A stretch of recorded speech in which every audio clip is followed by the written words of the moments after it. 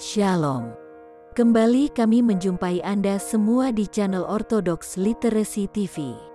Pada tanggal 18 September menurut kalender sipil, dan tanggal 5 September menurut kalender gereja, Gereja Ortodoks memperingati Nabi Kudus Zakaria dan Elisabet yang benar. Ini merupakan sinaksarion inspiratif bagi pasangan yang menanti-nantikan buah kasih mereka. Segalanya mungkin bagi Tuhan, namun juga tergantung bagaimana Tuhan mengabulkan permohonannya dan kemampuannya untuk menerimanya. Selamat menonton, semoga bermanfaat. Nabi Kudus Zakaria dan Elisabet yang benar adalah orang tua Nabi Yohanes sang perintis jalan. Mereka berasal dari keturunan Harun. Nabi Zakaria adalah anak Barakiah, seorang imam di Bait Yerusalem, dan Elisabet adalah saudari jana suci Anna, ibu Theotokos tersuci. Mereka menjalani segala perintah Allah, namun menderita kemandulan, yang pada masa itu dianggap sebagai hukuman dari Allah. Lukas 1, ayat 5-8. Suatu ketika dalam pelayanan imamat di Bait Allah, Nabi Zakaria diberitahu oleh penghulu malaikat Gabriel bahwa istrinya yang telah berusia lanjut akan mengandung seorang anak laki-laki. Lukas 1, ayat 11-13. Yang akan menjadi besar di hadapan Tuhan dan akan pergi mendahuluinya dalam roh dan kuasa Elia. Karena meragukan nubuat ini, Nabi Zakaria dihukum menjadi bisu. Lukas 1, ayat 17-20. Ketika Elisabet melahirkan seorang anak laki-laki, melalui ilham Roh Kudus ia menamainya Yohanes, meskipun dalam garis keluarga mereka sebelumnya tidak ada yang diberi nama itu. Mereka menanyai Zakaria, dan ia juga menuliskan nama Yohanes.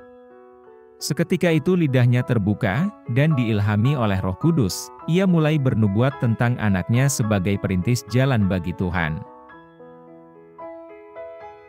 Ketika Raja Herodes mendengar akan kelahiran Mesias dari orang-orang Majus, ia memutuskan untuk membunuh semua kanak-kanak yang berusia hingga 2 tahun di Betlehem dan daerah sekitarnya, dengan berharap agar Mesias yang dilahirkan itu juga termasuk di antaranya. Herodes mengetahui akan kelahiran Yohanes yang tidak biasanya, dan ingin membunuhnya, sebab ia takut bahwa Yohanes adalah raja orang Yahudi yang dinubuatkan itu. Namun, Elisabet menyembunyikan dirinya dan anaknya di perbukitan. Para pembunuh mencari anak itu ke berbagai tempat. Melihat mereka, Elisabet mulai memohon kepada Allah demi keselamatan mereka, dan segera bukit itu terbuka dan menyembunyikannya dan anak itu dari para pengejar itu. Di hari-hari yang tragis ini, Nabi Zakaria mengambil gilirannya memberikan layanan di Bait Suci Yerusalem. Prajurit yang dikirim oleh Herodes sia-sia mencoba untuk mengetahui darinya tentang keberadaan putranya. Kemudian, atas perintah Herodes, mereka membunuh Nabi Kudus ini dengan menikamnya di antara persembahan dan altar. Matius 23, ayat 35.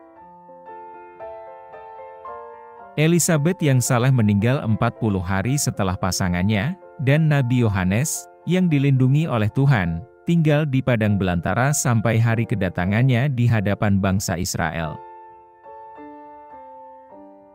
Terima kasih sudah menonton. Apabila ada pertanyaan atau komentar, silahkan dituliskan pada kolom komentar di bawah ini. Jangan lupa subscribe, like dan share juga ya. Tuhan memberkati.